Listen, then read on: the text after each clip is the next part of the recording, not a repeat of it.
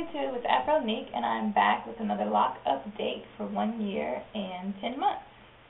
So I wanted to start off by kind of explaining some stuff I said in my last lock update.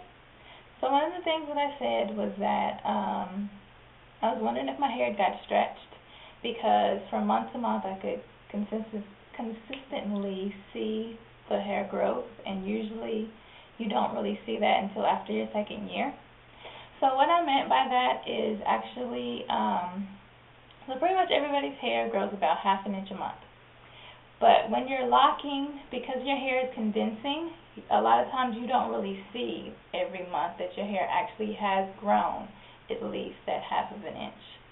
So I was saying with mine, it kind of seems like you or me, that I was able to actually see that the hair did grow each month.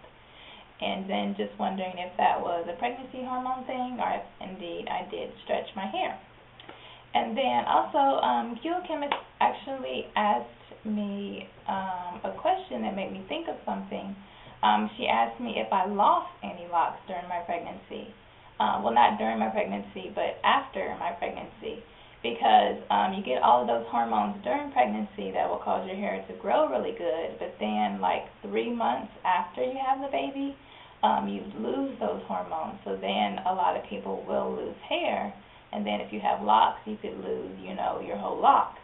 And so fortunately, I did not lose any locks, and I was actually thinking about that and wondering if the reason that I didn't is because I latched, and so the lock was in there pretty good, and it's a pretty strong length, a pretty strong lock because of that.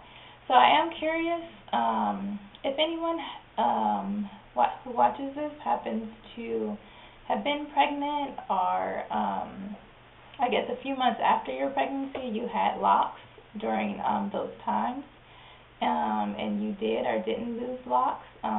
If you could leave a comment below just stating that you did lose locks and you're a latcher, or you didn't lose locks and you twist, just whether you lost any locks or not, and what method you used to maintain your hair. Because I'm actually curious to know if that is the reason why I didn't lose any. And let's see, I was going to show you my hair. Let's see, I still have my curly ends, and I still get balls on the ends of my hair too, for trying to grow, for the ends trying to lock up. So you kind of see that little string hanging right there. That's like a little ball hanging on the end there. And then let's see, I was also going to show you my mistakes that I made as far as having bumpy locks due to latching improperly. Actually, I noticed it's more so on this side of my head. So let's see. If you can kind of see the inconsistency, kind of the bump, and then it's a tight area, bump, tight area. You can kind of see that there. And let's see, there's another example where you can kind of see really good kind of how there's some differences in it right there. So I think from now on what I'm going to do is focus on just going down the center. And if I do end up going through the same spot consistently to where it makes the Y, then I know how to correct the Y. So I'll just correct those instead of trying to skip around in the lock to not go down the same spot. So we'll see how that works. And then I was going to tell you, I do have steaming my hair as part of my routine. What I did the last time I washed my hair is I washed it, I sat on the steamer for 15 minutes, and then I sat under the dryer for about 30 minutes, I believe it was. And so my plan was to steam my hair just about every single time that I wash it, but I actually found out that our hair can only hold so much moisture, so it's not really necessary to do it that much. So just to steam my hair whenever it seems like I could use the moisture, or just to do it whenever the seasons change. So I'm going to start doing that. And let's see, what else?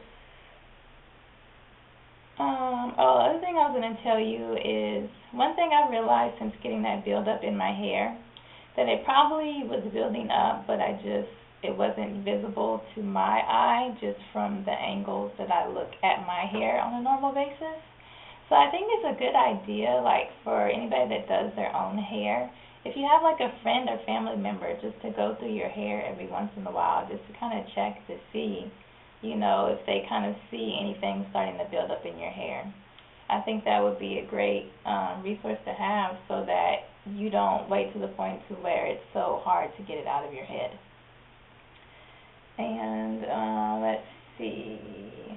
Oh, another thing I was going to show you is I have my piece of loc jewelry, and I've had it in my head like forever. And it's actually like I haven't taken it out. I just washed my hair in it and everything, latched my hair with it on, everything.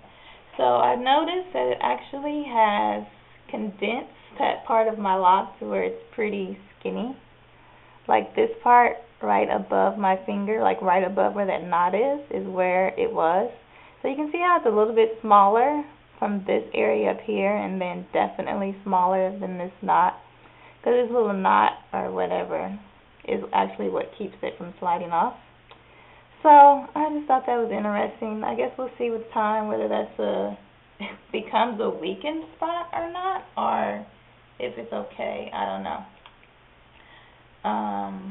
Yeah, we'll just see what happens with that. And then let's see. Oh, and I was going to tell you with the two-headed dragons that I have in my head, I was going to tell you what I'm going to do with those, because I know a lot of my subscribers are new to locs. They're just starting their journey, so you may not know a lot about two-headed dragons. And so since I didn't sew them, and I probably won't, undecided, what I'll do is I'll let the hair, let them grow together, and once they've really meshed together really well, what I'll do is I'll go in and cut off the end of the weaker lock. So that's what I do, so that eventually they won't be two-headed dragons anymore. But I want to wait to do that once they've really meshed really well. And then, let's see, I think that was it. Yeah. Alright, so I will turn around and give you a full visual of my hair at this point, and that'll be it.